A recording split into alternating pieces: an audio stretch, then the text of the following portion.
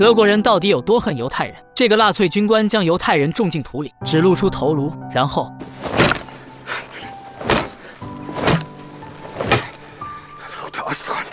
接着拿出自己儿子的照片，说道：“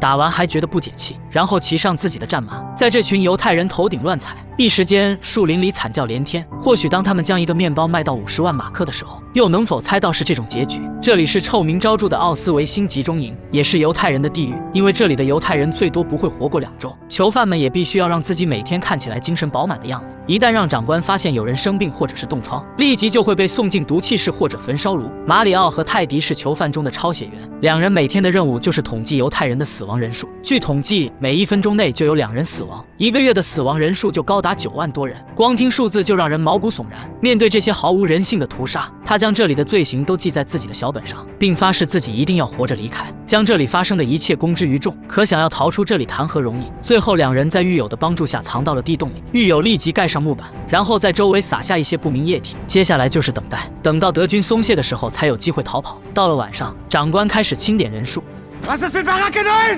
他们发现9号营少了2个人，不用说，监工肯定是第一个受罚的。长官当着所有囚犯的面将监工活活殴打致死，随即发出信号弹封锁整个集中营。此时木板下的2人无比绝望，但也无可奈何，只能躺下，一切听天由命。接着长官就开始审问所有囚犯，但每个人都低头不语。长官见状，让他们在零下几10度的夜里罚站。第2天，德军牵着狗仔细搜寻集中营的每个角落，突然这只狗在木板前一直徘徊。此时木板下的2人不敢发出任何声音，好在同伴倒的液体救了他们。然而长官们只要找不到越狱的2人，是不会就此罢休的。一批犹太人被送到奥斯维辛集中营，胆敢有人反抗，下场就是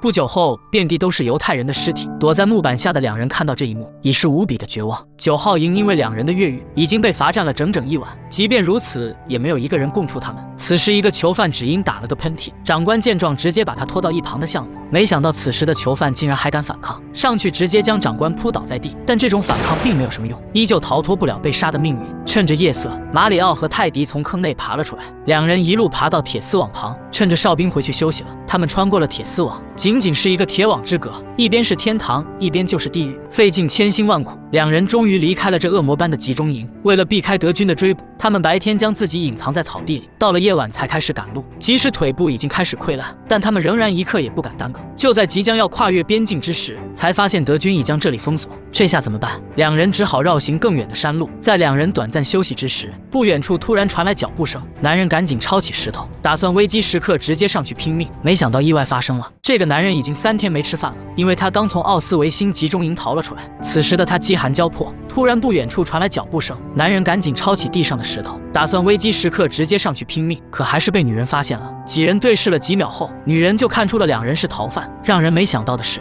女人竟提出想要帮助他们，说着还拿出自己包里的面包递给他们。2人接过面包就开始狼吞虎咽。到了晚上，女人还给2人送来鞋子和食物。吃着热乎的食物，2人顿时感激不尽。吃饱后，他们继续赶路。经过10多天的长途跋涉，2人终于绕过德军边境，带着笔记本找到了红十字会，对他们说了集中营里的暴行。负责人听完后顿时觉得不可思议，因为德军曾多次致电给他们，说犹太人在里面过得很好。男人立马反驳说德军在撒谎，因为他们为了消灭犹太人，专门修建的毒气室和焚烧炉。可这么大的事情，负责人无法做主，只能将此消息递交给上级。接着文件就被一级一级传了上去，这是历史上的真实事件。2人的真名分别叫福尔巴和维茨勒。最后这份文件在报告7个月后才被媒体供出，但仍然经过大量的删减和编写。他们是怕没有人会相信会有如此惨状。据统计，一共有250万人被送去奥斯维辛，估计至少有150万人死在那。最后也因为这份文件，拯救了12万名犹太人的生命。没有和平的年代，只有和平的国家。